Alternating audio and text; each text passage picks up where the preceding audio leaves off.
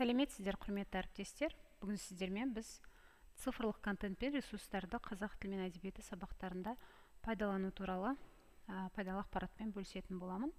Мен есімім Дидар Мадиарқызы. Контент ұнаса, лайк басып, тіркеліп қойыңыздар. Жалпы біз бүгін семинарда осындай қызықты дүние жүргіздік. Жамбо тақтасында біз таныстық. Яғни Жамбо бұл Google-дың тақтасы болып есептеледі. Jamboard деген ол Google-дың өзінің ішінде тұрады. Оның ішіне кіріп біз өзіміздің есімдерімізді қалдырдық. Jamboard'тың бұл Padlet тақтасымен ұқсас. Мысалы біз бұл жерде тақтаға олардың кері байланыстарын, есімдерін немесе сұраққа жауаптарын жаза аламыз. Ол үшін біз доступты өзгертеміз. Жамбо тақтасын Google-дан ашқаннан кейін және барлығына, ссылкасы бар адамның барлығына, сілтемесі бар адамның барлығына сілтемені көшіріп, тақтаны ашып қоямыз. Енді сілтемені көшіргеннен кейін біз оны қалай QR кодқа айналдырамыз. Мысалы, создать QR деп сіздерге қазір барлығын этапына көрсеткім келеді.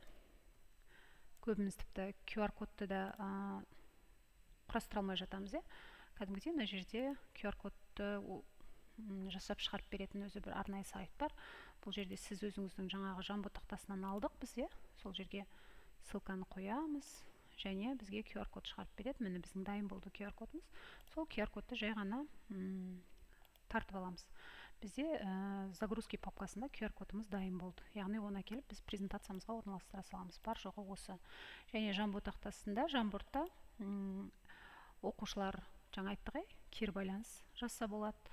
Әртүрлі мына жерде стикерлерге мысалы танысу деп қояйық мысалы. Біздікі шығады. Басқа мұғалімдер де осы неге қатысып отырғандар да осы тақтаға өздерінің пікірлерін қалдыра алады.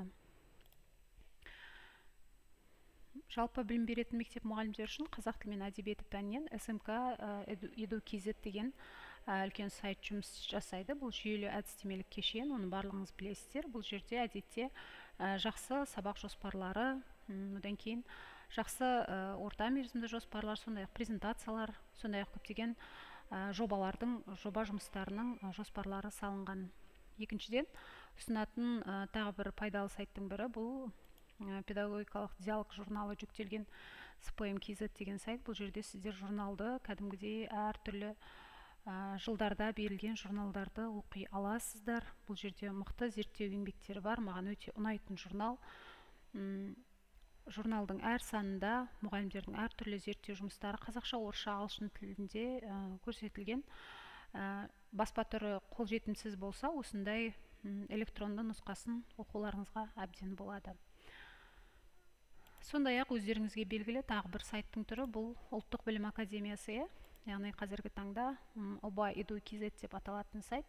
Бұл жерде енді бүкіл оқу әдістемелік ұсынымдар, журнал жаңағы нормативті құжаттар орналастырылған.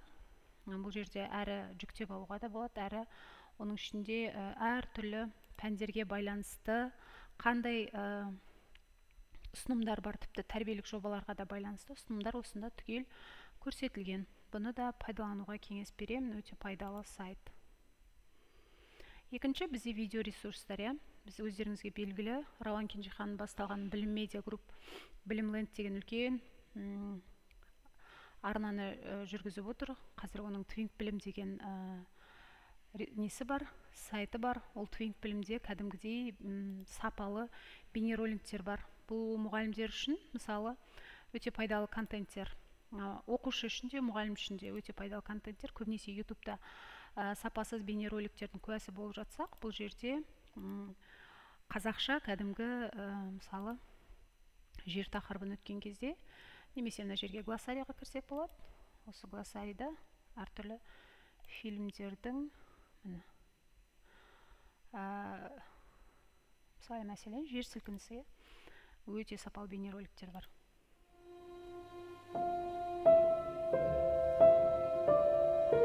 Жер сілкінісі жер қыртысының сейсмикалық толқындар тудыра отырып, энергия шығару. Бұл бейнероликтер оқушылардың жаңағы тыңдалым дағдысын дамытуға таптырмас бейнероликтер, бейнересурстар болып табылады. Келесі бізде білім ұстаз сайтын ұсынғым келеді. Білім ұстаз сайтында көбінесе педагогтар үшін ақылы негізде курстар орналастырылған. Курстың барлығы жаңартылып тұрады. Бағасы қолжетімді дүниеде. Бұл да білім ленттің белгілі бір бөлігі болып есептеледі. Сондай-ақ қазіргі таңда мұғалімнің теориялық білімін дамыту мақсатында iTest деген сайтты өздеріңіз жақсы білесіздер. iTestте тек қана тест немесе теориялық білім емес, сондай-ақ оқу сауаттылығы және де қорытынды аттестаттау эссеге байланысты, эссенің түрлеріне байланысты бірнеше ақпараттар қолжетімді түрде тегін орналастырылған. Мысалы, ашып көрсеңіздер болады, эссенің мысалы жазу үлгілері көрсетілген. Бұнда бір шама сабақтарыңызда пайдаланып жүрген шығарсыздар деп ойлаймын. Келесі бізде жалпы құндылықтарға бағытталған құндылық KZ деген сайтты ұсынғым келеді.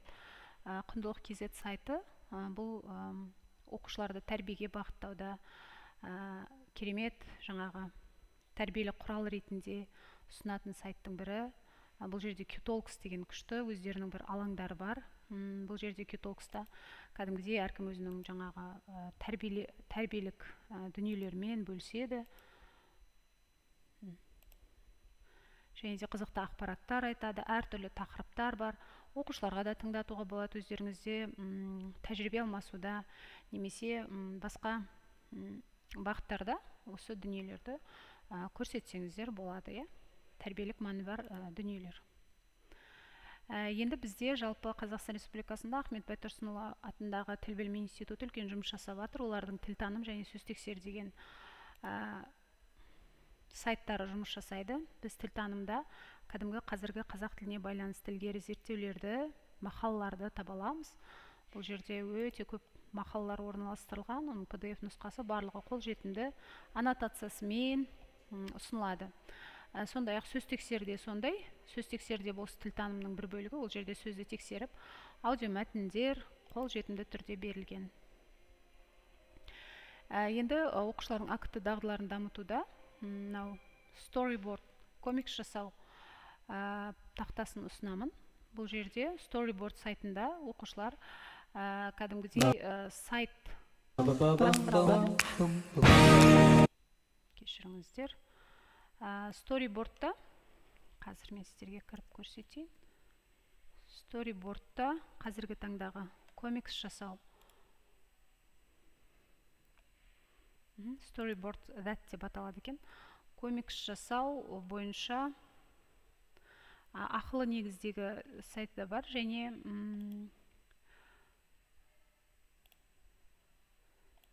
өзіңіздің жаңағы Google аккаунтыңызбен кірсеңіз де болады. Мысалы, бұл жерде соңғы мен раскадровка жасағаным, яғни егер создавать ететін болсам, ақылы негіздегісі шығып тұр. Так, өзгертетін болсам, мұны редактировайтты басып, ары қарай өзгерте берсем болады. Енді бұл жердегі мүмкіндіктер көп. Қазір айналып жатыр. Бұл жерде сіздер кейіпкерлерді таңдай аласыздар, орынды таңдай аласыздар, әртүрлі жағдайларды, кейіпкерлердің эмоциясын таңдай аласыздар, оларды қозғалтып, орындарын ауыстырып, мысалы, тарихи орындар орналастыруға болады. Сөйтіп, оқушылардың кәдімгідей қиялын дамытатындай комикстар жасауға ынталандырсаңыздар болады, немесе оқушылар үшін комикстар жасап ұсынсаңыздар болады.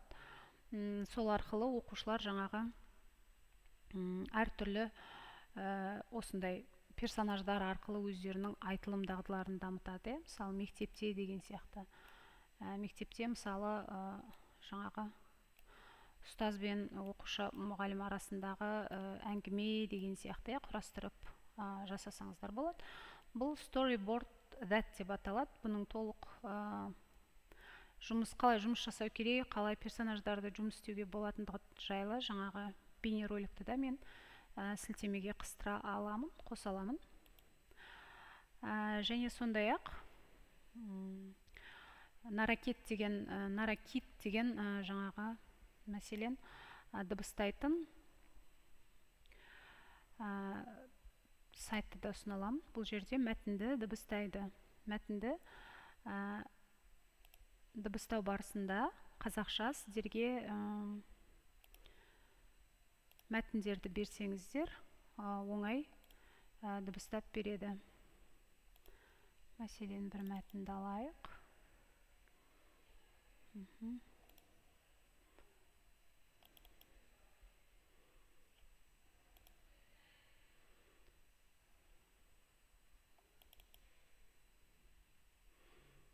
Мәселен, мынада несін алсақ, осы мәтінді көшіріп біз мен бұл жерде өзімнің Google аккаунтыммен кіргем. Google аккаунтпен өзіңіздің басқа осындай қосымшаларға өте аласыз. Мына жерде мен әртүрлі тілдер бар. Өзімнің қазақша тілін таңдадым және авторды таңдай алам. Алтынай деп таңдайтын болсақ, мына жерге мысалы жаңағы көшіріп алған мәтінімізді қоямыз және де создание аудионы басамыз.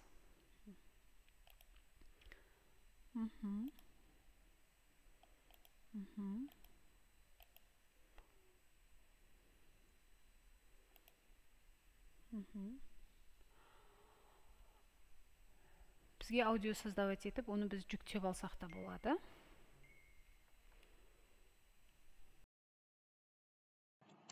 Цифрлық контент пен ресурстарды қазақ тілі мен әдебиеті пәндерінде тиімді пайдалану. Бұл жерде кәдімгідей дыбыстау, мысалы мәтіндерді оқу үшін наракит сайтын пайдалануға болады.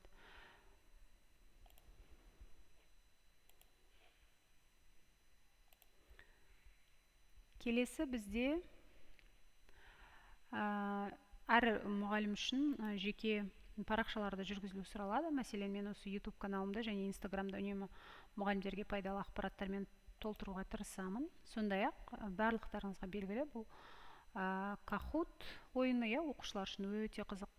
Kahoot ойынның бір жақсы жері, бұл жерде сіздер өздеріңіздің ойындарыңызды ойнатып, немесе әртүрлі тақырыптағы ойындарды, мысалы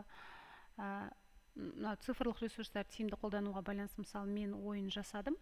Одан бөлек, мәселен, Абай жолы туралы әртүрлі ойындарды тауып оқушылармен ойнатуға болады. Ол сабақты бекіту мақсатында қолдануға болады. Міне, менде осы сіздер үшін пайдалы ақпарат болды деп ойлаймын.